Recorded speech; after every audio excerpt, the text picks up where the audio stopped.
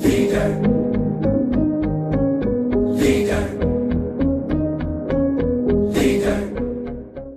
Channel ప్రేక్షకులకి స్వాగతం. ఈరోజు 2019 ఎన్నికల సమరం మొదలైన కాడి నుంచి ప్రతి ఒక్క ఓటర్ని అడిగి అసలు వారి యొక్క మనోభావాన్ని తెలుసుకునే ప్రయత్నం డి ఛానల్ ప్రత్యేక కార్యక్రమం చేపట్టారు. ఇప్పుడు ప్రస్తుతం మనం అల్లూరి సీతారామరాజు పార్కులోని వాకర్స్ మధ్యలో ఉన్నాం. సార్ నమస్తే, మీ పేరు చెప్పండి సార్. వేణుగోపాలరాజు అండి, అయోధ్యనగర్ మాది.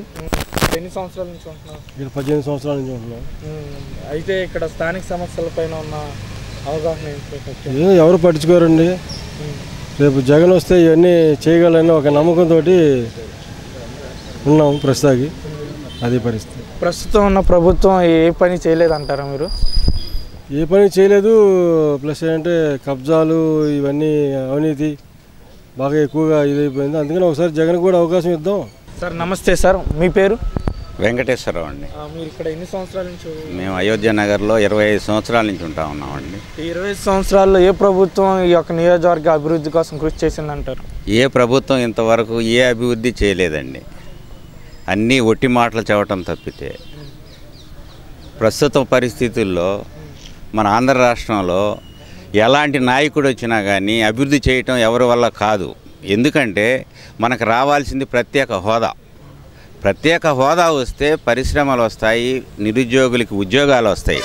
ప్రత్యేక హోదాని ఎవరైతే తీసుకొస్తారో వాళ్ళే నాయకులు. అంతేగాని యూటర్న్ తీసుకొని చేసే నాయకులు రాష్ట్రాన్ని ఏం అభివృద్ధి చేయలేదు. ఏం చేశారు? 40 సంవత్సరాల నుంచి చూస్తూ ఉన్నాం. ఏం చేశారు అభివృద్ధి? ఏం జరిగింది చెప్పమనండి. ఇస్తామన్న ప్రత్యేక హోదా తీసుకొచ్చారా? ప్యాకేజీలు కొప్పుకొని వాళ్ళ స్వార్థాలు చూసుకొని వాళ్ళు చేశారు. కానీ ప్రత్యేక ప్యాకేజీ కావాలంటే జగన్మోహన్ రెడ్డి గారు రావాలి, ప్రత్యేక హోదా రావాలి, ఆంధ్ర రాష్ట్రం బాగుపడాలి. అంటే 2019 ఎన్నికల్లో వైఎస్ జగన్ వస్తే ప్రత్యేక హోదా వచ్చింది అనుకుంటున్నారా? ఖచ్చితంగా వస్తుంది. 25కి 25 ఎంపీలు ఇస్తే మన అందరం ప్రత్యేక హోదా దాని అంతటికి అదే వస్తుంది. ఎస్, ప్రత్యేక హోదా ఖచ్చితంగా 25 ఎంపీ సీట్లు మనం అందరం గెలిపిస్తే ప్రత్యేక హోదా వస్తే ఆంధ్ర రాష్ట్రం సస్యశ్యామలం అయిపోద్ది. అదే ఇప్పటికే 31 కేసుల్లో నిందితుడిగా ఉన్న జగన్కి ఆంధ్రప్రదేశ్ సీఎం అయ్యే అవకాశం ఉందా, అర్హత ఉందా అని చెప్పి అందరూ నాయకులు ప్రశ్నిస్తాం. ఇప్పుడు అవన్నీ వీళ్ళు బ్యాడ్ ప్రచారం చేసే ఇది అవన్నీ పెట్టినవి. ఎవరి మీద కేసులు లేవు? పెట్టిన వాళ్ళ మీద కేసులు లేవా? వాళ్ళందరూ కోర్టులకు వెళ్ళి స్టే తెచ్చుకోలేదా? నాట్ బిఫోర్ నాటకాలు ఆడతలేదా? ప్రజలందరికీ అవన్నీ తెలుసు. ఓటుకు నోటు కేసులో ఏమైంది? కేంద్ర ప్రభుత్వంతో లాలూచి ఎందుకు పడ్డావు? ప్రత్యేక హోదా ఎందుకు అడగట్లేదు? ముందు ఎందుకు వద్దన్నావు? ఇప్పుడు ఎందుకు కావాలంటున్నావు? ప్రజలందరికీ అర్థం కావట్లేదా? సార్ మీరు చెప్పండి, ఈ 2019 ఎన్నికల్లో రాష్ట్రంలో ఏ ప్రభుత్వం వస్తే అభివృద్ధి కొనసాగిద్ది అనుకుంటున్నాను? 2019 ఎన్నికల్లో రాష్ట్రంలో వైఎస్ఆర్ కాంగ్రెస్ పార్టీ ప్రభుత్వం రావాలండి. ఎందుకంటే ఒక్కసారి జగన్మోహన్ రెడ్డి గారికి అవకాశం ఇవ్వాలి. ఆయన తండ్రి గారు ఎంతో రాష్ట్రాన్ని చాలా ముందుకు తీసుకెళ్ళి ఎన్నో రకాలుగా అభివృద్ధి చేశాడు. ఇవాళ కన్నదుర్గుడి దగ్గర ఫ్లైఓవర్ ఉంది. 4.5 సంవత్సరాలుగా ఈ గవర్నమెంట్ దాన్ని కంప్లీట్ చేయలేకపోతుంది. ఎందుకు కంప్లీట్ చేయలేకపోతుంది? 4.5 సంవత్సరాలుగా ఒక ఫ్లైఓవర్ కట్టడానికి 4.5 సంవత్సరాలు పట్టింది నీకు. అదే రాజశేఖర రెడ్డి గారు హైదరాబాద్లో ఎన్ని అవుటర్ రింగ్లు వేశారు, ఎన్ని ఫ్లైఓవర్లు కట్టారు, మరి ఎలా డెవలప్ చేశారు ఆయన. మరి తర్వాత ఎయిర్పోర్ట్ కానివ్వండి, ఇంటర్నేషనల్ ఎయిర్పోర్ట్ కానివ్వండి, మరి ఎంత డెవలప్మెంట్ ఉంది ఒక్క ఫ్లైఓవరు. సార్ నమస్తే, ఈ 2019 ఎన్నికల్లో ఏ ప్రభుత్వం వస్తే మళ్ళీ అధికారంలోకి వస్తే రాష్ట్రం కానీ మన సెంట్రల్ నియోజకవర్గం కానీ అభివృద్ధి చెందుతుంది అనుకుంటున్నాను? నా పేరు శ్రీనివాసరావు అండి. నేను ఇక్కడ దాదాపు 20 సంవత్సరాల నుంచి ఉంటున్నాను విజయవాడలో. ప్రస్తుతం నందమూరి నగర్ తోటవారి వీధి. మేము గత 60 ఏళ్లలో 30 సంవత్సరాల పాటు ఒక పార్టీకి, 30 సంవత్సరాల పాటు ఒక పార్టీకి ఓటేసాం. ఇప్పటివరకు ఏం అభివృద్ధి జరగలేదు. ఒక ఆయనేమో 2 ఎకరాల నుంచి 1,00,000 కోట్ల ఆస్తికి వారసుడు అయ్యాడు. వాళ్ళ అబ్బాయిని వారసత్వంగా ఇక్కడ రుద్దడానికి ప్రయత్నం చేస్తున్నాడు. ఇంకొక ఆయన 2 సంవత్సరాలు జైలు. శుక్రవారం ఎలక్షన్ పెడితే ఆయన అవుట్, ఆయన వేసుకోలేడు, ఆయన ముఖ్యమంత్రి అవ్వాలంటాడు. అసలు 67 మంది ఎమ్మెల్యేలని అసెంబ్లీకి ఇస్తే ఒక్కరోజు అసెంబ్లీకి వెళ్ళి సమస్యల మీద పోరాటం చేయకుండా నేను ముఖ్యమంత్రిని అయితే చేస్తానంటాడు ఏందండి. సో మాలో విద్యార్థికుల్లో కానీ, పౌరుల్లో కానీ, ఆడవాళ్ళల్లో కానీ కొంత మార్పు వచ్చింది. ఇప్పుడు 3వ ప్రత్యామ్నాయం కోసం ఎదురు చూస్తున్నారు. ఉభయ కమ్యూనిస్టులు, బీఎస్పీ, జనసేన కలిసి రేపు పోరాటం చేయబోతుంది. కోర్స్ మీరందరూ అనొచ్చు డబ్బు ధనం ప్రవాహం. నిన్న litre petrol, quarter bottle biryani ఇచ్చి నామినేషన్లకు తీసుకెళ్ళే ఈ పార్టీలా మాకు న్యాయం చేసేది? మాకు చేసేది నీతి నిజాయితీ కలిగిన జనసేన నాయకుడు. వీళ్ళందరూ కూడా బయోపిక్లు తీసి రాష్ట్రంలోకి ఒకడు యాత్ర అని ఒకడేమో మహానాయకుడు అని వస్తున్నాడు. ఆయన డబ్బులు మానుకొని, కోట్లాది సొమ్ము మానుకొని రాజకీయాల్లోకి వచ్చి సేవ చేద్దామని వచ్చాడు. ప్రజల కర్మ వాళ్ళని ఎన్నుకోపోతే, మూడో వాడిని ఎన్నుకోపోతే. వీళ్ళకి మనకు బానిస బ్లడ్, మనల్ని బ్రిటిష్ వాళ్ళు పరిపాలించారు. ఎంతసేపు అవుతేవాడు లేకపోతే ఈడు. కాబట్టి మిగతా 91% ప్రజలు ఆలోచించి మూడో ప్రత్యామ్నాయం కోసం మేమందరం సపోర్ట్ చేస్తున్నాం. చాప కింద నీరులా మీ అందరికి తెలియపోవచ్చు, కానీ రేపు ఆశ్చర్యకరమైన ఫలితాలు రాబోతున్నాయి. Maybe the scene will be repeat in Karnataka what was happened earlier. కర్ణాటకలో జరిగింది జరగాలన్నా ఏదో ఒక పార్టీకి మద్దతు ఇవ్వాల్సిందే కదా సార్? ఖచ్చితంగా ఇవ్వాలి. అప్పుడు దాన్ని బట్టి, ఆ అంకెలను బట్టి, ప్రస్తుతం జనం మీద ఎలక్షన్ అంటే ఎంత ఖర్చు అవుతుందో తెలుసు కాబట్టి మొత్తం దీనికే ప్రయత్నం చేస్తున్నారు. ఇక ఆల్రెడీ 2 జైంట్స్ రాష్ట్రంలో ఉన్నప్పుడు కొత్త ఆయన వచ్చి పనిచేయాలంటే చాలా వస్తాయి. పత్రికలు కూడా వాళ్ళే 13 పత్రికలు, 13 ఛానల్స్. ఎవడో కూడా ఆయన చేసే పని గురించి చెప్పట్లేదు. రాత్రి మీటింగ్ జరిగింది పైపుల్ రోడ్లో. ఎంతమంది జనం వచ్చారండి? రూపాయిలా ఎవరికి? Everybody has come voluntarily. So why don't we change? మూడో వ్యక్తికి ఎందుకు మనం ఇవ్వకూడదు? ఇన్నాళ్ళు ఇచ్చాం కదా, 60 సంవత్సరాలు ఇచ్చాం. ఒకళ్ళు ఫ్లైఓవర్ లేదంటారు, ఒకడు అది లేదంటాడు, ఒకడేమో జైలుకు పోయి వస్తాడు 2 ఏళ్ళు. ఆయన ముఖ్యమంత్రిగా ఊహించుకోవడానికే కష్టంగా ఉంది నాకైతే. ఇది రిలీజ్ చేయండి సార్. మీరు చెప్పండి, ఈ 2019 ఎన్నికల్లో ప్రస్తుతం ఏ పార్టీ అధికారంలోకి వస్తే మన నియోజకవర్గం కానీ మన రాష్ట్రం కానీ అభివృద్ధి పథంలోకి వెళ్ళిద్ది అనుకుంటున్నాను? కొత్త వాళ్ళకి అవకాశం ఇవ్వాలి. కొత్త వాళ్ళకి అవకాశం ఇస్తే బాగుంటుంది. సార్ నమస్తే సార్, మీ పేరు? డివి రమణ. అదే సార్, ఇప్పుడు ఇక్కడ ఎన్ని సంవత్సరాల నుంచి ఉన్నారు ఈ అయోధ్య నగర్లో? అయోధ్య నగర్లో 30 ఏళ్ళ పైన ఉందండి. 30 ఏళ్ళు 30 ఇయర్స్ బట్టి ఉంటున్నాం. ఏ ప్రభుత్వం ఈ యొక్క అయోధ్య నగర్ని కానీ సెంట్రల్ నియోజకవర్గాన్ని కానీ అభివృద్ధి చేసిందని మీరు అనుకుంటున్నారు? సెంట్రల్ నియోజకవర్గం అభివృద్ధి అనేది కామన్గా జరుగుతుందంటే, ఓవరాల్గా డెవలప్మెంట్ అంటే తెలుగుదేశం వస్తే బాగుంది అనుకుంటున్నాం. అది అంతేగాని ఇక్కడ ప్రత్యేకంగా సిటీ కనుక ఎవడొచ్చినా చేస్తాడు. కొంతమంది కార్పొరేటర్ల ఏరియా వాడు మంచివాడు కాదు, ఏ పార్టీ అయినా మనం చేసేది లేదు. ఓవరాల్గా ఒక ఇమేజ్ని బట్టి తెలుగుదేశం వస్తే మంచిది అనుకుంటున్నాం. సార్ నమస్తే సార్, ముఖ్యంగా ఈరోజు 2019 ఎన్నికల్లో సమరం మోగినప్పటి కాడి నుంచి అన్ని రాజకీయ పార్టీ నాయకులు మనకు కనబడుతున్నారు. ముఖ్యంగా ఏ రాజకీయ పార్టీ, ఏ ప్రభుత్వం మళ్ళీ 2019లో అధికారంలోకి వస్తే బాగుండిద్ది అనుకుంటున్నారు? నేను ఏ పార్టీ అధికారంలో వచ్చినా కానీ ప్రతిపక్షం బలంగా ఉండాలండి. ప్రతిపక్షం బలంగా ఉండి వాళ్ళు చేసే తప్పుల్ని అన్నిటి చేయాలి. మంచిగా విమర్శించారనుకోండి, అన్ని విమర్శలు ఉండకూడదు. వాడు మంచి పని చేసినప్పుడు మంచిగా ఇది చేయాలా. ఒకళ్ళ తప్పుగా చేశారనుకోండి, అది విమర్శించాలా. ఇప్పుడు అన్ని పార్టీలు ఒకే రకంగా ఉన్నాయి కాబట్టి ఏ పార్టీ వచ్చినా కానీ ఒకే రకం ఉంటుంది. ప్రతిపక్షం మాత్రం గట్టిగా ఉండాలని నా అభిప్రాయం. ఈ 2014 నూతన ఆంధ్రప్రదేశ్ వచ్చింది. ఈ నవ్య ఆంధ్రప్రదేశ్లో ఇప్పటికి 5 సంవత్సరాలు అయింది ఏర్పడి. అభివృద్ధి ఏమైనా జరిగిందంటారా? అభివృద్ధి కొంతవరకు ఇది ఉందండి. అంటే అసలు మనం వీళ్ళు అసలు విభజన చేసే టైంకి ఏమీ సరైన ఇవేం లేకుండా ఊరికి ఇచ్చేయండి, మాకేం అభ్యంతరం లేదు అన్నారు. కానీ కొన్ని కండిషన్స్ పెట్టి మాకు ఈ ఆస్తులు ఇవ్వాలి, లేకపోతే మాకు ఇంత ఆదాయం ఇవ్వాలి అని అడిగి చేసిన వాళ్ళు లేరు. మాకు ఇంత ఆదాయం కావాలండి, ఇది ఉంటేనే మేము సపోర్ట్ చేస్తాము, లేకపోతే మాకు ఇంత ఈ ఆస్తులన్నీ మాకు పంచండి అని సక్రమంగా విభజించి తీసుకొని ఉంటే బాగుండేది. మనం ఈ రోజులు అప్పుడు ఎవరున్నా కానీ డెవలప్ అయ్యేది. వీళ్ళు ఏంటంటే అప్పుడు సరైన విభజన జరగకపోవడం వలన ఇప్పుడు ప్రతి వాళ్ళకు కూడా ఇప్పుడు అన్నీ మనం అక్కడ పైగా మోడీ గవర్నమెంట్ మరి ఇతని మీద ఏముందో తెలియదు, సరైన ఫండ్స్ రిలీజ్ చేయకుండా మనం ఇబ్బంది పడతా ఉన్నాం. మనకు కావాల్సినంత డెవలప్మెంట్ కాలేదు. మరి ముందు ఎలా ఉంటుందో మరి ఆలోచిద్దాం సార్. నా పేరు కృష్ణమూర్తి అండి. నేను గత 6 సంవత్సరాలు బట్టి ఉంటున్నాను. ఏ ప్రభుత్వం ఇక్కడ అభివృద్ధి చేసింది 6 సంవత్సరాల్లో మీకు తెలుసు? అంటే ఒకటిసారి మన గత 4.5 సంవత్సరాలు బట్టి కేంద్ర రాష్ట్ర ప్రభుత్వాలు కలిసి ఉన్నాయి, సంతోషం. గత 6 నెలల బట్టి కలహాల కాపురంలాగా ఉంది. తర్వాత భవిష్యత్తు అనేటువంటిది కలహాల కాపురంలో కాపురం చేయడం అనేది కష్టం అయిపోతుందండి. ఎందుకంటే మనం ఏ కాపురం చేసినా ఏది చేసినా మన ఇంటి ముందు వాళ్ళతో పక్క వాళ్ళతో అందరితో కలిసిమెలిసి ఉంటేనే మన మనుగడకి మన జీవన విధానానికి మనసు శాంతి, దాని తర్వాత రాష్ట్రం మీద ధ్యాస పెట్టి దాన్ని అభివృద్ధి చేయడానికి అవకాశం ఉంటుందండి. అది చాలా ముఖ్యం. మనిషికి కావాల్సింది మొట్టమొదలు మనశ్శాంతి. మనశ్శాంతి ఎప్పుడైతే ఉందో తను చేయవలసిన పనులు ఏమిటి, తను ఏమి చేయాలి అనేటువంటి విషయం గురించి ఆలోచిస్తుంటారు అన్నమాట. అదే నాకు ఇప్పుడు నేను ఆరోగ్యం గురించి ఇప్పుడు వాకింగ్ వచ్చాను, నా ఆరోగ్యం బాగుంటే నేను ఇవాళ ఏమేమి చేయాలి అని చెప్పి చూస్తానన్నమాట. అదే నా ఆరోగ్యం సరిగా లేక కాలు నొప్పిగా ఉండి, కన్ను నొప్పిగా ఉండి, అది నొప్పిగా ఉంటే నేను హాస్పిటల్ చుట్టూ తిరగడమే చూస్తాను తప్ప నేను ఏం చేయాలి అనే దాని మీద నా ధ్యాస ఉండదు. కాబట్టి మనం కలహాల కాపురం కాకుండా అందరితో కలిసిమెలిసి ఉంటే ఫస్ట్ మనశ్శాంతి ఉంటుంది. దాని తర్వాత మనం ఏ అభివృద్ధి చేయాలి అనేటువంటి దాని మీద మనం శ్రద్ధ వహించి తద్వారా రాష్ట్రాన్ని అభివృద్ధి చేయడానికి అవకాశం ఉంటుందండి. అంటే కేంద్ర రాష్ట్ర ప్రభుత్వాలు టీడీపీ, బీజేపీ 4 సంవత్సరాలు కలిసి ఉన్నాయి. ఇప్పుడు ఈ సంవత్సరం నుంచి విడిపోయాయి. 4 సంవత్సరాలు ఉన్నప్పుడు అభివృద్ధి చెందిందనుకుంటున్నారా? అభివృద్ధి చెందిందనే మనకి రాష్ట్ర ప్రభుత్వం వారు చెప్పారు, కేంద్ర ప్రభుత్వం వారు ఇచ్చాను అని చెప్పారు, వీరు వచ్చిందని చెప్పారు, ఆ మంత్రులు వీరు సన్మానం చేశారు, సంతోషంగా అందరూ కలిసిమెలిసి ఉన్నారండి. భవిష్యత్తులోనే ఇప్పుడు రాజకీయాల్లో శాశ్వత శత్రుత్వం ఉండదు, శాశ్వత మిత్రత్వం ఉండదు.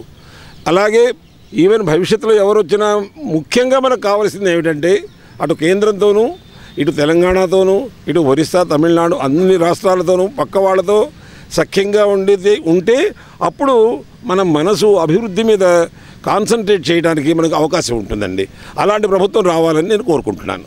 ఈ 2019 ఈ ఆంధ్రప్రదేశ్లో జరిగే ఎన్నికల్లో ఏ ప్రభుత్వం వస్తే మన నూతన నవ్య ఆంధ్రప్రదేశ్ అభివృద్ధి పదంలోకి వెళ్తుందని మీరు అనుకుంటారు? యాక్చువల్గా రైట్ క్వశ్చన్ ఇది. ఈ రాష్ట్రం విడిపోయిందంటే we can compare with a baby. ఈ బేబీని ఒక ప్రణాళిక ఉండాలి. బేబీ పెరగాలి, ఎదగాలి, ఎదిగిన తర్వాత సంపాదించే కెపాసిటీకి వెళ్ళాలి, కుటుంబం పోషించుకోవాలి. ఆ లెవెల్లో ఆలోచించి ఆ ఆలోచనలో ప్రకారంగా ఎంతో ఒక 25 ఏళ్ళకి మనం ముందే ప్లాన్ చేసుకొని ఈ రాష్ట్రాన్ని అసలు ట్రాక్ పక్కన ఉంది, ట్రాక్లోకి తీసుకొచ్చి నడిపించే తెలివితేటలు ఉన్న వాళ్ళే కావాలి. కాబట్టి ప్రజెంట్ గవర్నమెంట్ ఇక్కడ అభిమానాలు వద్దు, గాడిదూడు ఇవన్నీ ఉండకూడదు. కావాల్సింది రాష్ట్రం అభివృద్ధి ఉండాలి. ఇది మన దరిద్రం ఏంటంటే మన రాష్ట్రంలో ఆంధ్ర వాళ్ళకి తెలివిగలవాళ్ళు, కానీ పక్క రాష్ట్రంలో నేను తమిళనాడులో ఉన్నాను. తమిళనాడులో ఒక వ్యవహారం వచ్చిందంటే అందరు కలిసి కట్టుకుపోతారు. అందుకని అక్కడ రోడ్లు చూడండి, అక్కడ పెద్ద షిప్పింగ్ యూనిట్ ఎన్నో యూనిట్లు ఉన్నాయి అక్కడ. కానీ మనకన్నా దరిద్రం ఏంటంటే ఎవరి స్వార్థం వాడిది. తెలివిగలవాళ్ళు బయటికి వెళ్తే బాగా పనిచేస్తారు. ఎట్టి పరిస్థితుల్లో the present government should continue another term. ఆ తర్వాత ట్రాక్ మీద వెళ్ళాక ఎవరు వచ్చినా దాన్ని దూసుకెళ్తారు. అంటే ముఖ్యంగా మీరు అన్నట్టుగానే తమిళనాడు రాజకీయాలంటే ముఖ్యంగా అక్కడ ఉన్న స్థానికులు ఏదైనా సమస్య వస్తే అన్ని పార్టీల నాయకులు వచ్చి ఆ సమస్య మీద పోరాడతారు. అదే మన ఆంధ్రప్రదేశ్లో అయితే పోరాడరు నాయకులు. ఎందుకంటారు? ఎందుకంటే మొదటి నుంచి తెలివైన వాళ్ళండి ఆంధ్ర వాళ్ళు, తెలివైన వాళ్ళు. ఈ తెలివితేటలతోనే చెన్నై నుంచి తరిమి కొట్టాం, బయటకు వచ్చాం. అలాగే హైదరాబాద్ కూడా అదే ఎక్స్పీరియన్స్ జరిగింది. కనీసం ఇప్పుడన్నా బుద్ధి తెచ్చుకొని అందరూ ఒక కలిసికట్టుగా వ్యవహారం ఇది. ఈ రాష్ట్రం ఉన్న పరిస్థితుల్లో ఒక నాయకత్వం అనేవాడు కొంచెం ఫ్యూచర్ విజన్ ఉన్న వాళ్ళు ఉంటేనే మనం బయటపడతాం. ఒక 25 ఏళ్ళ వరకు ఆ విజన్ కంటిన్యూ అవ్వాలి. ఆ తర్వాత ఎవరైనా సరే, ప్రతిపక్షం ఉన్నవాళ్ళు కానీ ఎవరైనా దాన్ని పరిపాలించవచ్చు, వెళ్ళిపోవచ్చు. ట్రాక్ మీద రాలా ఇంకా మనం. ఒక్కొక్క టర్మ్ ఉంటే ట్రాక్ మీదకి వస్తుంది డెఫినెట్గా. అప్పుడు తర్వాత ఎవరు వచ్చినా పర్వాలేదు. అంటే ముఖ్యంగా మీరు అన్నట్టుగా మన ఆంధ్రప్రదేశ్ నాయకులు ఈ కుల రాజకీయాలు, కులాలకు అతీతంగా ఉండబట్టే అభివృద్ధి ముందుకు వెళ్ళట్లేదు అనుకుంటున్నారా? కులాలు అనేది అన్ని చోట్ల ఉన్నాయి, ఆ అవకాశాలను బట్టి వాళ్ళు ఉపయోగిస్తారు. కానీ కొంచెం జనాలు కూడా విద్యతో ఆలోచిస్తారని నాకు నమ్మకం ఉంది. కులాలు బయటికి చెప్పుకున్నా కూడా జనం సైలెంట్గా వాళ్ళకున్న ఆలోచనలు వాళ్ళకుంటాయని నా నమ్మకం. డెఫినెట్గా ఈ రాష్ట్రాన్ని రాజకీయాలుగా ఆలోచించకుండా ముందుకు తీసుకెళ్లే ప్రయత్నం చేయాలి. ఇప్పుడు రాజధాని లేని రాష్ట్రం, రాజధాని ఏదో మొదలు పెట్టారు, రైతులు అంతమంది ఇచ్చారంటే ఎంతో నమ్మకంతో ఇచ్చారనుకోండి. ఆ ఇచ్చిన రైతులు మోసపోకూడదు. కంటిన్యూ అయితే వాళ్ళు చేసిన దీనికి సాక్రిఫైస్ వాట్ వీ కెన్. వాళ్ళు ఎంతో అన్ని కోట్ల రూపాయల ఆస్తి ఇచ్చారు. ఆ ఆస్తిని దాన్ని డెవలప్ చేస్తే వాళ్ళు హ్యాపీగా ఫీల్ అవుతారు. రాష్ట్రం అన్ని చోట్ల జస్ట్ స్టార్ట్ అయింది అభివృద్ధి, ఇది కంటిన్యూ అవ్వాలి. ఆ తర్వాత ఎవరు వచ్చినా టోల్కి వెళ్ళొచ్చు. ఇది రాజకీయాలు మాట్లాడడం కన్నా అభివృద్ధి గురించి ఆలోచించాలి. హైదరాబాద్, తెలంగాణ ఎంత బ్రహ్మాండంగా హైదరాబాద్ ఇచ్చాము, కష్టపడి అక్కడ ఇచ్చారు. ఇప్పుడు చెన్నై కూడా అలాగే జరిగింది, హైదరాబాద్ అలాగే జరిగింది. ఇక్కడి నుంచి కష్టపడి అందరూ ఆలోచన చేసుకొని మనం బాగుపడాలనే లెక్కలో అందరూ వెళ్తే బాగుంటుంది. ఇక్కడ ఈ 2019 ఎన్నికల్లో ఏ ప్రభుత్వం అధికారం చేపడితే రాష్ట్ర అభివృద్ధి చెందుతుందని అనుకుంటున్నాను? 2019 ఎలక్షన్లో మాత్రం మా అనుభవాన్ని బట్టి తెలుగుదేశం పార్టీ అధికారంలోకి వస్తే ఇంత మటుకు జరిగిన అభివృద్ధి కాకుండా ఫర్దర్గా కూడా అభివృద్ధి జరగడానికి అవకాశం ఉంది అని చెప్పి అనుకుంటున్నామండి. 2019 ఎన్నికల్లో మీ అనుభవం ప్రకారం మళ్ళీ ఏ ప్రభుత్వం వస్తే మళ్ళీ మన రాష్ట్ర అభివృద్ధి కానీ ముఖ్యంగా మన సెంట్రల్ నియోజకవర్గం అభివృద్ధి చెందుతున్నాం? అంటే ఇప్పుడు ఎన్నికలు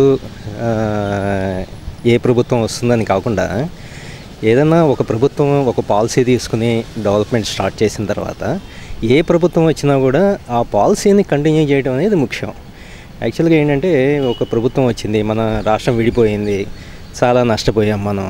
అలాంటప్పుడు ఒక ప్రభుత్వాన్ని మనం నమ్ముకుని ఎన్నుకున్న తర్వాత ఆ ప్రభుత్వం ఒక డెసిషన్ తీసుకుని ఒక పాలసీ, మనం ఒక రాజధాని కట్టుకోవాలి, ప్రతి రాష్ట్రానికి ఒక రెవెన్యూ జనరేటింగ్ సిటీ ఉంది, తెలంగాణకి హైదరాబాద్ ఉంది, చెన్నైకి మెడ్రాస్ ఉంది, తర్వాత అలానే కర్ణాటకకి బెంగళూరు ఉంది. అలా ప్రతి స్టేట్కి ఒక రెవెన్యూ జనరేటింగ్ పాయింట్ ఉందని చెప్పేసి మనం చంద్రబాబు నాయుడు గారు ఒక డెసిషన్ తీసుకుని ఒక మంచి సిటీని కట్టాలని చెప్పేసి మనకి ఇక్కడ అమరావతిని స్టార్ట్ చేశారు. So it is a policy. యాక్చువల్గా బేసికల్గా ఏంటంటే ఇట్ ఈజ్ ఏ పాలసీ. ఏ ప్రభుత్వం వచ్చినా కూడా ఈ పాలసీని, డెవలప్మెంట్ యాక్టివిటీస్ని కంటిన్యూ చేయాలి. తర్వాత బేసికల్గా ఏంటంటే ఎలక్షన్స్ అనేది ఒక ప్రక్రియలాగా ఉండాలి, కానీ అదొక రాజకీయం అవ్వకూడదు. అంటే డెవలప్మెంట్ కోసం ప్రతి రాజకీయ పార్టీ ఏం చెప్తుందంటే మేము వచ్చేది ప్రజాసేవ కోసమే, డెవలప్మెంట్ చేయడం కోసమే వస్తున్నామని చెప్తున్నారు. సో వాళ్ళు ఏంటంటే ముందు రాజకీయ పార్టీలు దీన్ని వ్యాపారంగా చేయడం మానేస్తే ఏ పార్టీ అయినా అధికారంలో ఉన్నప్పుడు మన రాష్ట్ర ప్రజలు బాగుపడతారు, రాష్ట్రము బాగుపడుతుంది. యాక్చువల్గా ఫస్ట్ ఏంటంటే బేసికల్గా ఎలక్షన్ రిఫార్మ్స్ అనేది జరగాలి. ఎలా అయితే మనం ప్రతిదానికి ఆధార్ కార్డుని మనం ఎలా అయితే లింక్ చేస్తున్నారో, మన ఓటరు లిస్ట్ దగ్గర నుంచి కూడా దాన్ని ఫ్రాడ్ చేయకుండా అలా మనకి ఎలక్షన్ రిఫార్మ్స్ జరిగితేనే ఎలక్షన్ యొక్క దాని ఫలితము ఉంటుంది, మంచి ప్రభుత్వాలు ఏర్పడతాయని నా అభిప్రాయం. ఈ నియోజకవర్గంలో ప్రత్యేకంగా ఏంటంటే మనం విజయవాడ చుట్టుపక్కల మనం చూసినప్పుడు మన డెవలప్మెంట్ అనేది చాలా బాగా జరిగింది 5 ఏళ్లలో. It is very clear and మనకి బాగా క్లియర్గా తెలుస్తుంది మన డెవలప్మెంట్ అనేది జరిగిందని. ఈ డెవలప్మెంట్ కంటిన్యూ చేసే ప్రభుత్వాలు వస్తే బాగుంటాయని నా అభిప్రాయం. సార్ నమస్తే సార్, మీ పేరు? నా పేరు సుకుందరావు అండి. 2019 ఎన్నికల్లో ఏ ప్రభుత్వం మళ్ళీ అధికారంలో చేపడితే మన నవ్యాంధ్రప్రదేశ్ కానీ ముఖ్యంగా మన సెంట్రల్ నియోజకవర్గం కానీ అభివృద్ధి చెందుతుంది అనుకుంటున్నారు? అంటే కొంచెం అనుభవం ఉన్న వాళ్ళు వస్తే కొంచెం బాగుంటుందని అనుకుంటున్నాము. అనుభవం లేని వాళ్ళు అంటే రాజకీయ పరంగా అనుభవం ఉండాలి. అనుభవం లేకపోతే అందరినీ ఇప్పుడు ఫ్యాక్టరీస్ తీసుకురావాలన్నా కానీ, జాబ్స్ కావాలన్నా కానీ, ఏదైనా కానీ అనుభవం ఉన్న వాళ్ళు అయితే కొంచెం బాగుంటుందని మేము అనుకుంటున్నాము. మన ఆంధ్రప్రదేశ్ చీలినప్పుడు మనకు ఏం లేదని అప్పుడు బాగా ఆలోచించాము కానీ కొంచెం ఏదో కొంచెం పేరుగా తీసుకొచ్చారు. అనుభవం ఉన్న వాళ్ళు వచ్చారు కాబట్టి కొంచెం పేరు తీసుకొచ్చారు. రేపు అలాంటి వాళ్ళు వస్తే రాజకీయ పరంగా తట్టుకోగలరు. పక్కనున్న మా ఈ తెలంగాణ వాళ్ళు కానీ, సెంట్రల్ కానీ వాళ్ళని తట్టుకునే స్తోమత ఉన్న వాళ్ళు అయితే బాగుంటుంది. సార్ నమస్తే, మీ పేరు? గోవిందరాజు. ఇక్కడ ఎన్ని సంవత్సరాల నుంచి ఉంటున్నారు ఈ ప్రాంతంలో? ఈ ప్రాంతంలో 10 సంవత్సరాలు పెట్టుకుంటున్నారండి. 10 సంవత్సరాల్లో ఏమన్నా అభివృద్ధి జరిగిందా? ఏ ప్రభుత్వం ఉన్నప్పుడు జరిగింది? ఇంచుమించు ఏ ప్రభుత్వంలో ఒకటేనండి, పెద్ద తేడా ఉంది. ఇట్లాగా ప్రజెంట్ మనకి ఇప్పుడున్న ప్రాబ్లం, ఆంధ్రాలో ఉన్న ప్రాబ్లం కంపేర్ చేసి చూసుకుంటే దాని తగ్గట్టు ఎవరైతే బాగా పనిచేస్తారనుకుని దాన్ని బట్టి ఓటింగ్ చేసుకుంటాం బెటరు. సో వీళ్ళు కరెక్ట్ కాదు అనడానికి ఏమీ లేదండి, ఏదైనా ఒకటి ఇంచుమించు అది. అంటే ఏ ప్రభుత్వం 2019లో అధికారం చేపడితే మళ్ళీ మన రాష్ట్ర అభివృద్ధి జరుగుతుంది అనుకుంటున్నారు? తెలుగుదేశం అయితేనే బెటర్ అండి, ఎందుకంటే ఎంతో కొంత వర్క్ చేస్తున్నారు కాబట్టి బాగుంటుందని. ఇది అందరూ ఇంచుమించు ఒకటే, కాకపోతే ఏంటంటే కొంచెం ప్రజలంటే గౌరవం కానీ, అభిమానం కానీ, ఒక రంగం వర్క్ చేయడం కానీ ఏదైనా సరే టీడీపీకి ఫస్ట్ నుండి ఉన్నది. అందుకే ఇన్నాళ్ళు పెట్టి వాళ్ళు గెలుచుకుంటూ వచ్చారు, కంటిన్యూ అయ్యింది. సో అదైతే బెటర్ అని చెప్పి కొంచెం ఆలోచన. కాకపోతే జగన్ అంటున్నారు కాబట్టి మొత్తం ఊపంతా అట్లా కనబడుతుంది, ఏమైతే తెలియదు. అంటే ఈ అడ్మినిస్ట్రేషన్ ఏదన్నా ఒక పక్క ప్రణాళికగా వెళ్ళగలిగే నాయకుడు చంద్రబాబు అని పేరు ఉంది, అందుకని అతనికి అవకాశం ఇద్దాం అనుకుంటున్నారా? అవునండి, అంతే. అదే ఇప్పుడు మీరు అంటున్నారు జగన్ అని. ఇప్పుడు 2019 ఎన్నికల అఫిడవిట్లో కూడా 31 కేసులు అతని మీద ఉన్నాయి. మళ్ళీ ఇతను ముఖ్యమంత్రి అయ్యే అర్హత ఉందా? ఎంతోటి క్రిమినల్ కేసులు, ఇన్ని కేసులు ఉన్న అతనికి ముఖ్యమంత్రి పదవి ఇస్తే అసలు ఎలా రాష్ట్రాన్ని చేస్తాడని చెప్పి నాయకులు కానీ ఇటు ప్రజలు కానీ అనుకుంటున్నారు. ఇప్పుడు మేము చాలా సామాన్యులండి, అంతంత పెద్దగా చర్చించి దాని గురించి డిస్కస్ చేసి అంత అయితే మాకు ఉండదు. జనరల్గా మీరు అభిప్రాయం అడిగారు, మనం చెప్పాము.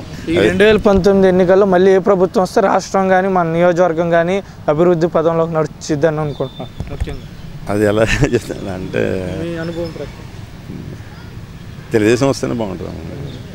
అంటే ఈ 40 సంవత్సరాల అనుభవం ఉన్న నాయకుడు ఏదన్నా ఇదేంటే గుడ్ అడ్మినిస్ట్రేటర్గా పేరుంది అంటారు, అందుకని అతనికి అవకాశం ఇద్దాం అనుకుంటున్నారు. అంతేనండి, అంతే. అంటే అంతే కదా, ఆయనకి 40 years అనుకున్నాయి. మామూలుగా ఏంటంటే ఏదన్నా మామూలుగా ఇప్పుడు హైదరాబాద్ అది కూడా ఐటీ తీసుకురావడానికి కానీ లేదా సాఫ్ట్వేర్ తీసుకురావడానికి కానీ ఏదన్నా విదేశాల నుంచి వచ్చిన వాళ్ళని మామూలు కన్వర్షన్ చేసి మనం ఇది చేసుకోవడానికి కానీ ప్రభుత్వానికి రావాల్సిన అన్ని చేసేయడానికి కానీ ఆయనకు అనుభవం ఉంది కాబట్టి ఆయన ఇదే. సార్ నమస్తే సార్, మీ పేరు? నా పేరు రాజశేఖర్ అండి. ఈ ప్రాంతాల్లో ఎన్ని సుమారు 20 years నుంచి ఉంటున్నాను. ఈ 20 సంవత్సరాల్లో మన నియోజకవర్గం ఏ ప్రభుత్వం ఉన్నప్పుడు అభివృద్ధి ఎక్కువగా జరిగిందనుకో? అభివృద్ధి వచ్చేటప్పటికి రాజశేఖర్ ఉన్నప్పుడు బాగుండేది. ఇప్పుడు వచ్చేటప్పటికి దౌర్జన్యాలన్నీ కూడా ఎక్కువైపోయినాయి. పర్సనల్గా చేసుకుంటే ఎమ్మెల్యేలు కూడా కరెక్ట్గా లేరు. ఎవరికి ఇష్టం వచ్చేట ఎవరి బిజినెస్ వాళ్ళు చేసుకోవడం తప్ప ఈ జనాలకి ఇది చేస్తే బాగుంటుంది ఇది చేస్తే బాగుంటుంది అని ఆలోచనతో ఉన్న వాళ్ళైతే లేరు. తర్వాత ఏంటంటే యాక్చువల్గా వీళ్ళు ఏదో 4 సంవత్సరాల పాటు 4 సంవత్సరాల పాటు ఎలక్షన్ అయిపోగానేమో ప్రతిపక్షం లేకుండా చేయాలని ఒక ప్రయత్నం చేసిన తర్వాత అక్కడి నుంచి వాళ్ళు ఎమ్మెల్యేలు ఎంపీలతో వాళ్ళతో ఇది చేసుకోవడం తప్ప ప్రజల గురించి పట్టించుకోవడం అయితే ఎన్టీ రామారావు లాగా రాజశేఖర రెడ్డి లాగా సామాన్య జనాల గురించి పట్టించుకోవడం మాత్రం ఖచ్చితంగా లేరు. సార్ నమస్తే, మీ పేరు? రవితేజ. ఇక్కడ ఈ పరిసర ప్రాంతాల్లో ఎన్ని సంవత్సరాల నుంచి నివాసం ఉంటున్నారు? 7.5. ఈ సంవత్సరంలో ఏమన్నా అభివృద్ధి జరిగిందా ఈ ప్రాంతంలో? మీరు సంవత్సరం నుంచి ఉన్నారు. క్లీన్గా ఉందండి. ఈ 2019 ఎన్నికల్లో ఏ ప్రభుత్వం అధికారంలోకి వస్తే మళ్ళీ మన నియోజకవర్గం కానీ మన రాష్ట్రం కానీ అభివృద్ధి చెందుతుందని అనుకుంటున్నాను? టీడీపీ. అదే ఎందుకని? ఎందుకంటే చంద్రబాబు గారు అమరావతిని బాగా డెవలప్ చేస్తున్నారు. ఇప్పటివరకు ఆయన చేసినంత గ్రౌండ్ వర్కే, యూటిలిటీస్ వర్క్ కానీ రోడ్ వర్క్ కానీ పైకి కనిపించేవి కాదు. హైకోర్టు క్వార్టర్స్ ఇవన్నీ కట్టినా అవంత ఎలివేట్ అయ్యేవి కాదు. కానీ ఆయన అంతా గ్రౌండ్ వర్క్ చేసి ఉన్నారు ఫండ్స్ లేకపోయినా. సో ఆయనకు మళ్ళీ ఛాన్స్ ఇస్తే బాగా డెవలప్ అవుతుంది. లోటు బడ్జెట్ లేకపోయినా కానీ అనేక సంక్షేమ పథకాలు సామాన్యులకు కూడా తీసుకెళ్లారా ఈ 4.5 సంవత్సరాల్లో? తీసుకెళ్లారు కదండి. ఎందుకంటే ముఖ్యంగా అనేక సామాన్యులకి ఈ పథకాలు వర్తింపజేశాయి, అందుకని ఆయనకే మళ్ళీ అవకాశం ఇద్దాం అనుకుంటున్నారా? డెఫినెట్లీ అండి. డ్వాక్రా మహిళలకి చేసింది కానీ సాగునీటి ప్రాజెక్టులు కానీ బాగా చేస్తున్నారు. అదే నిరుద్యోగ వృత్తి ద్వారా యువకులకి లబ్ధి చేకూరింది అంటారా? లేదు, నిరుద్యోగ వృత్తి అంత బాగా జరగలేదు. కానీ ఇంకా ఇప్పుడు అమరావతి డెవలప్ అవుతుంది కదా, అట్లీస్ట్ ఒక 20,000 వరకు వర్కర్స్, ఒక 1000 మంది ఇంజనీర్స్ అయినా అవసరం. ఇది మెయిన్ స్ట్రీమ్ ఇంజనీర్స్. అది కాకుండా ఇంటూ 4 చేసుకోండి, ఒక 4,000 మంది, సుమారు 6,000 మంది ఇంజనీర్లకి వృత్తి జరుగుతుంది. సార్ నమస్తే సార్, మీ పేరు? సుర్జిత్. ఇక్కడ ఈ పరిసర ప్రాంతాల్లో ఎన్ని సంవత్సరాల నుంచి నివాసం ఉంటున్నారు? ముఖ్యంగా 5 years. ఈ 5 సంవత్సరాలు ఏ ప్రభుత్వం మనకు అభివృద్ధి చేసింది? తెలుగుదేశం పార్టీ. ముఖ్యంగా ప్రధాన కారణాలు ఒకటి? ప్రధాన కారణాలు అంటే మా ఏరియా చాలా క్లీన్గా ఉంది. ఫస్ట్ ఆఫ్ ఆల్ ఉండడానికి, కొద్దిగా పిల్లలకి అమ్యూజ్మెంట్ పరంగా కూడా డెవలప్మెంట్ ఉంది బాగానే. ఆ 2 రీజన్స్ చెప్పగలను. మళ్ళీ 2019 ఎన్నికల్లో మళ్ళీ టీడీపీ ప్రభుత్వం అధికారం చేపడితే రాష్ట్ర అభివృద్ధి కానీ నియోజకవర్గ అభివృద్ధి జరుగుతుందని అనుకుంటున్నారు. ఏ ఒక ప్రధాన కారణం? ప్రధాన కారణం అంటే యాక్చువల్లీ డెవలప్మెంట్ పరంగా చూసుకుంటే మీకు ఓవరాల్ స్టేట్లో పోలవరం ప్రాజెక్ట్ కానీ అదర్ ప్రాజెక్ట్స్ కానీ చంద్రబాబు నాయుడు గారు బాగా చేస్తున్నారు. సో ఆయన ప్రభుత్వం వస్తే ఇంక ఫర్దర్ డెవలప్మెంట్ ఉంటుంది. వేరే ప్రభుత్వాలకి అంత అవగాహన ఉండకపోవచ్చు నా ఉద్దేశం. అనుభవం ఉంది కాబట్టి మళ్ళీ తనకి అవకాశం ఇస్తే అభివృద్ధి జరుగుతుందని అనుకుంటున్నాను. అవునండి. సార్ నమస్తే సార్, మీ పేరు? నాగేశ్వరం. ఈ 2019 ఎన్నికలు ప్రారంభమవుతున్నాయి కదా, అవును. ఏ ప్రభుత్వం మళ్ళీ అధికారం చేపడితే మన రాష్ట్ర అభివృద్ధి జరుగుతుంది, లేకపోతే ముఖ్యంగా మన నియోజకవర్గ అభివృద్ధి జరుగుతుంది అనుకుంటున్నారు? మన రాష్ట్రానికి అభివృద్ధి జరగాలంటే మళ్ళీ చంద్రబాబు నాయుడు గారు వస్తేనే ఏంటి మంచి అభివృద్ధి జరుగుతుందని నా అభిప్రాయం. ఎందుకంటే అమరావతి ఈ రకంగా డెవలప్ అవ్వటానికి, ఇంత అభివృద్ధి చెందటానికి గల కారణం చంద్రబాబు నాయుడు గారే అని మనకు అర్థమవుతుంది. మళ్ళీ ఆ పనులన్నీ అభివృద్ధి జరగాలంటే చంద్రబాబు నాయుడు గారే మళ్ళీ ఎన్నికల్లో గెలవాలని నా ఉద్దేశం. ఎటువంటి పరిస్థితిలో వేరే వాళ్ళు వస్తే ఇవన్నీ మళ్ళీ కుంటుపడే పరిస్థితులు ఉన్నాయి. అది జరగటం అందువల్ల చంద్రబాబు నాయుడు గారు మళ్ళీ వస్తే పెన్షన్ల విషయంలోనే కానీ, రైతుల విషయంలోనే కానీ, అభివృద్ధి విషయంలోనే కానీ ఏ రకంగా అయినా అభివృద్ధి జరగటానికి, రాష్ట్రం ముందుకు పోవటానికి కృషి జరుగుతుంది. మేడం నమస్తే, మీ పేరు? సునంద. ఎన్ని సంవత్సరాల నుంచి ఉంటున్నారు ఇక్కడ? మేము ఒక 25 ఏళ్ల నుంచి ఉంటున్నాం. ఈ 25 సంవత్సరాల్లో ఏ ప్రభుత్వం మన నవ్యాంధ్రప్రదేశ్ కానీ మన సెంట్రల్ నియోజకవర్గం కానీ ఏ పార్టీ అధికారంలో ఉన్నప్పుడు అభివృద్ధి చెందింది? చంద్రబాబు నాయుడు గారు, అప్పుడు ఎన్టీ రామారావు గారు. ఎందుకని ముఖ్యంగా ప్రధాన కారణం చెప్పండి. అన్నీ ఆయన బాగా చేయించారు కాబట్టి, అందరిని ఆదుకున్నారు కాబట్టి. 40 సంవత్సరాల అనుభవం ఉంది కాబట్టి అభివృద్ధిలోకి తీసుకెళ్ళారు.